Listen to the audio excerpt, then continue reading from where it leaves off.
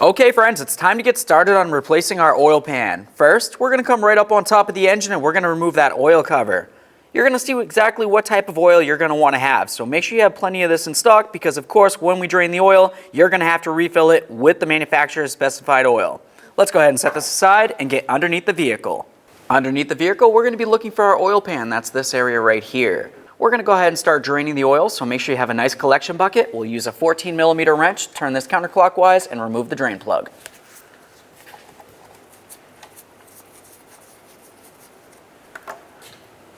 Now we don't necessarily need to wait for all the oil to drain out of this. We just want to make sure that it's nice and low so that way there when we start removing this, we don't have to worry about any oil spilling over the edges. Let's go ahead and put in this drain plug. Let's go ahead and snug it up real quick. And next we're going to move along to removing all of our mounting bolts that come around. You're going to find that there are 2 studs and each of those are going to have nuts. There's one located right here and then there's going to be another one located right here. Alright, we got that nut off of there. I'm just going to start it on there just a couple threads. That's going to help hold the pan on. We'll remove all the rest and then we'll just go ahead and knock this right off of there.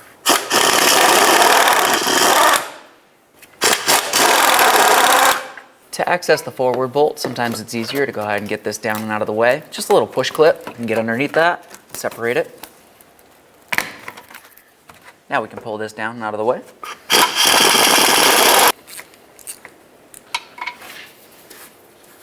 That one out of there.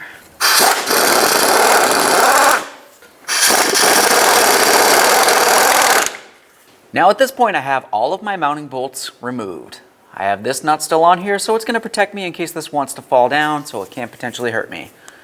The next thing I want to do is just carefully get in between this area here, and I'm just going to try to break it free. There's a gasket maker in between here, which is essentially what's holding this up.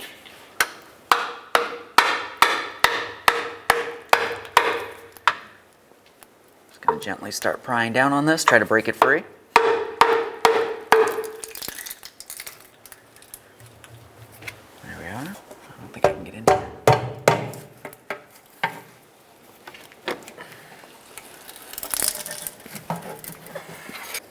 That nut off of there.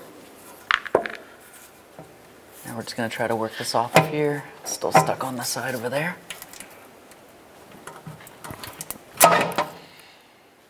Okay. There it is, friends. So now the next thing we're going to do is go ahead and clean down this area here. You want to wipe it down, but then you also want to pay attention for any existing gasket maker that might still be on this. You can see there's a lot of black areas.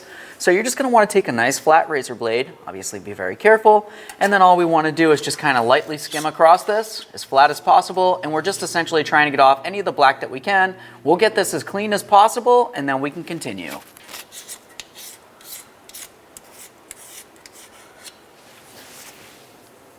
Now at this point I went ahead and I cleaned off as much of the RTV or gasket maker as I could. You can still see a little bit of the remnants, but that's as good as I can get it.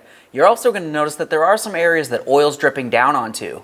That's okay, we're going to get back to cleaning off the oils in a minute, but what I want to do now is get over to the oil pan and start getting the gasket maker on there. Moving over to the oil pan, of course you're going to want to make sure that your hands don't have any oil on them. We're going to take a nice clean rag, and I just like to wipe down the area where the gasket's going to be. Once you think that looks good enough, let's continue on with some of this gasket maker right here. You want to make sure that you use something that's oil resistant. That's very important. If you use the wrong stuff, you're going to have an oil leak over time. Now with this, I just like to make a nice bead coming across the entire pan, and then I'll just go ahead and smooth it out after. Now we're just going to take our finger, just make a nice coating across this.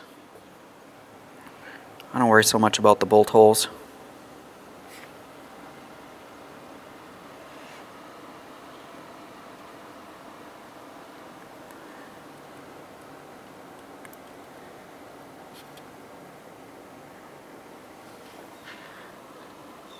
Okay. Now just make sure you have a nice layer going across the entire area. This is going to be very important because you don't want oil leaking out of this once you get it installed. This looks good. Let's get back over to the vehicle. So now I'm just going to take a nice clean rag and some parts cleaner, and I'm going to go ahead and wipe down any of the oils that might be on this area right here. This part's very important. If you don't clean down any of this oil area, it's going to cause an area where the RTV isn't going to stick properly, and then you're going to have an oil leak. So this is super important to make sure you wipe it down properly. Let's go ahead and get our oil pan up here. Once again, we're being very careful for our gasket maker here. Just going to carefully slide this in, right up and over. I'm going to try to line up my 2 studs here.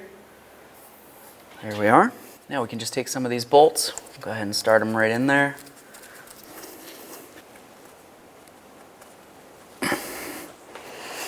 Now that I have them both started, just go ahead and bottom them out. All right, I have 2 bolts bottomed out, so now I can continue on by putting on the rest of the mounting hardware.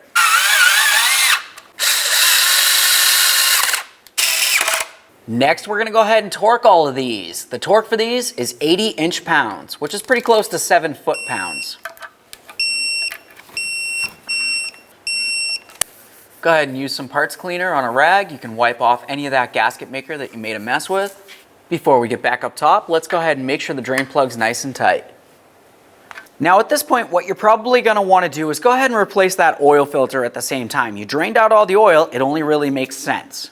Aside from that, you're gonna wanna make sure that you also wait for approximately half an hour to maybe even an hour. Essentially, we wanna make sure that all that gasket maker that we put on that oil pan is gonna be nice and dry before we add oil. After that, let's go ahead and get under the hood and add some oil. Add 4.5 quarts of oil. Let's go ahead and close up that oil cap, make sure it's nice and tight. Now after you've added oil, the next thing that you're gonna wanna do is go ahead and start up the vehicle. Let it run for approximately 10, maybe 15 seconds. Turn it back off, make sure you're on a nice flat level surface, and we're gonna go ahead and check that oil level. We'll just go ahead and pull this right out of here, and then you can see that there's 2 little notches. There's the low end and then the high end. Essentially, as long as you're anywhere in between, you're doing all right. If you're at the very bottom here, it's approximately another quart to get it up to the top. Okay, we finished up doing that oil pan. It was fairly easy overall. What's left to do now? Now you're just gonna go ahead and take it for a road test, climb back underneath there, and just take a peek. Make sure you don't see any oil coming down. If you do, it's an oil leak, and you're gonna wanna make sure you fix it.